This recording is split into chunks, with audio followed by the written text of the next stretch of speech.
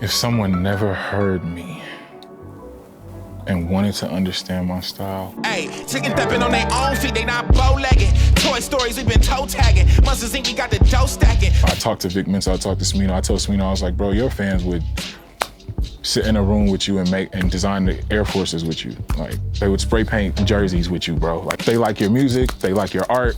They just want to know more about you. They just want to engage with you more. I think that's exciting in and of itself. Negro League, that's the first turning point song in my career. I wrote that, I read that after I wrote it and was like, this is what I need to be doing. Like, this is how I need to be rapping. Where I'm at creatively is pretty free. This is very much still a space of discovery for me, figuring out what works and what doesn't.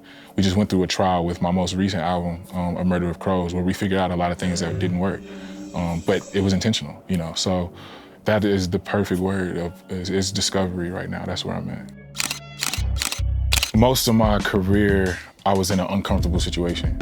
From the moment that we dropped The Patience, I just realized the way that the industry was going, it was better if I just invested in myself. And I think knowing that, I still didn't know how much freedom I would have and the way that would feel.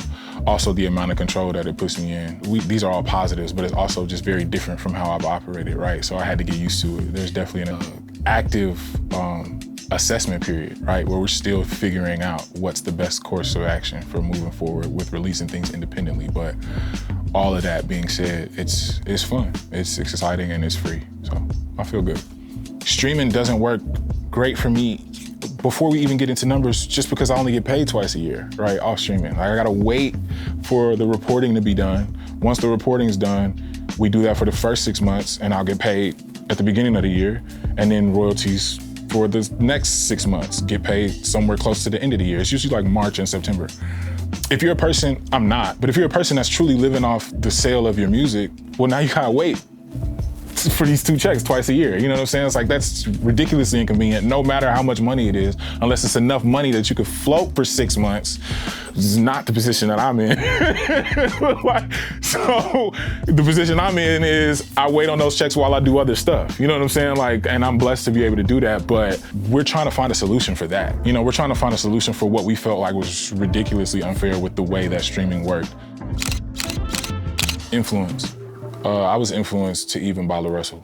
I'm on the internet looking at stuff. LaRussell comes up. I see him a few times. He's, you know what I'm saying, persistent. I joked with him that when I followed him, I had to unfollow him within a week because it was just like, whoa. But I get it, you know?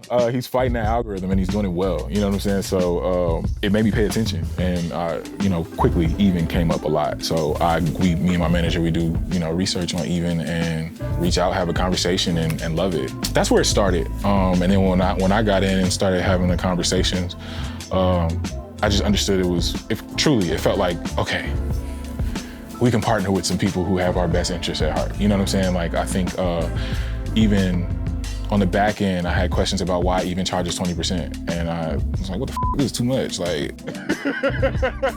and when I talked to you know, I'm not gonna get into all of that, but it was like, okay, cool, I understand. That's what I'm paying for. That's all I wanted to know. Y'all do good work by me, so I wanted to understand what am I paying for here? Like, I understand what I'm paying for and I'm happy about it. I'm like, all right, cool. For me now, not a label, they're an arm for me. I need to host my music somewhere and sell my music somewhere centralized, and Even is exactly what we need as far as just a place to host the music. But they do so much more than that. It made me feel like the team was invested in us. This is my first year that I didn't do a show all year because I was able to receive money from the sale of my music every month. Like, it's the first time in my 11-year career of rapping that's ever happened. It's the first time in my 11-year career of rapping that when a song sold, when the album sold, I saw plus $20 in an account. And when another one sold, it was plus 20 again. And when it's like, it sounds crazy, but it's like, it's the first time that's ever happened. Getting exposed to all the back-end information. Priceless. I want to say them allowing us, but then when I say that, I'm like, no, them being honest with us and just sharing that should be a standard practice, right? I think for any artist on any platform, if they're coming for you, you're bringing eyes, you're bringing ears, you're bringing emails, you're bringing money. that information should be shared with you. Where are your fans from? You know what I'm saying? What are their names?